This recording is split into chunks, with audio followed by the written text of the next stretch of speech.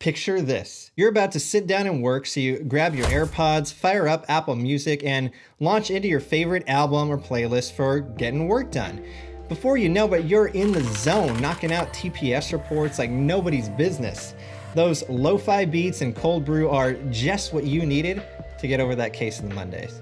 But then, several minutes or even hours pass by, and suddenly you realize you've been sitting in dead silence for the last 30 minutes, working like a musicless drone that will one day probably take your job. If you think about it, it's really the music that separates us from the robots. First of all, if this has ever happened to you, hit the like button so I don't feel all alone. And second, I'm gonna show you a hidden feature of Apple Music that not only solves this problem, it's the best way I've found to discover absolute bangers. One Tech Mind. What's up, people? I'm Lance Somoza, the guy with the One Tech Mind, and this is where I help you understand and use Apple tech to its absolute fullest.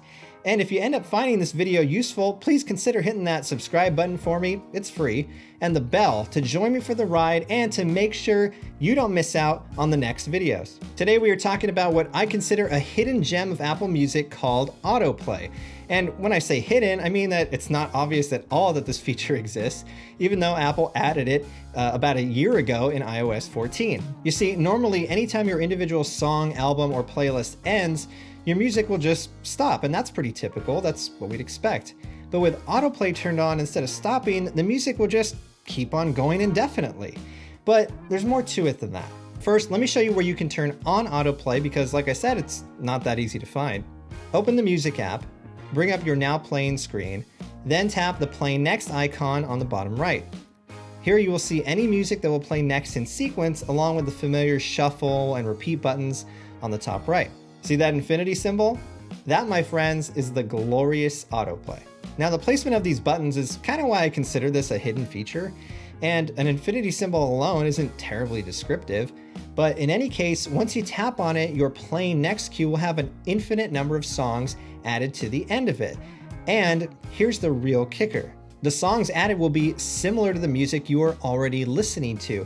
And because of that reason, I've discovered so many amazing songs and bands this way by accident than any other method Apple Music has for discovery. For instance, playing my personal radio station or asking Siri to play music I'll like is very hit and miss.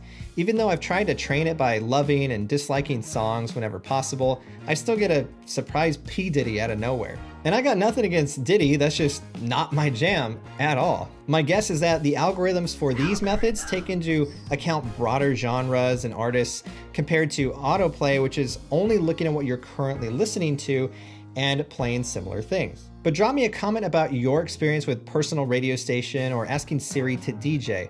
I'm interested to hear if you have the same less than stellar results I do, or if it works better. So when I'm listening to one of my favorite bands like The Deer Hunter, this one, not that one, or that one, and the album ends, AutoPlay serves up even more modern prog rock alternative orchestral type music like Coheed and Cambria and Forgive Durden, which has led to some awesome discoveries that are now in my normal rotation. A less esoteric example would be listening to The Weeknd, in which case AutoPlay will add songs from artists like DJ Khaled, Ariana Grande, and Drake. And that's why AutoPlay is exactly what I want out of a recommendation engine, if you could call it that.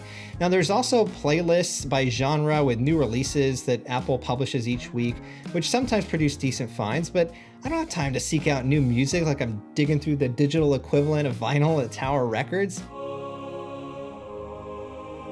No, I want a computer to know what I'm probably gonna like and then make it as effortless as possible for me to listen to. And AutoPlay is available on all Apple devices where Apple Music is sold, with one caveat. For some reason, you can't toggle AutoPlay via Siri on any device, not on iPhone, iPad, or even HomePod, which is weird because Siri can toggle shuffle and repeat on all of those. Oh, Apple.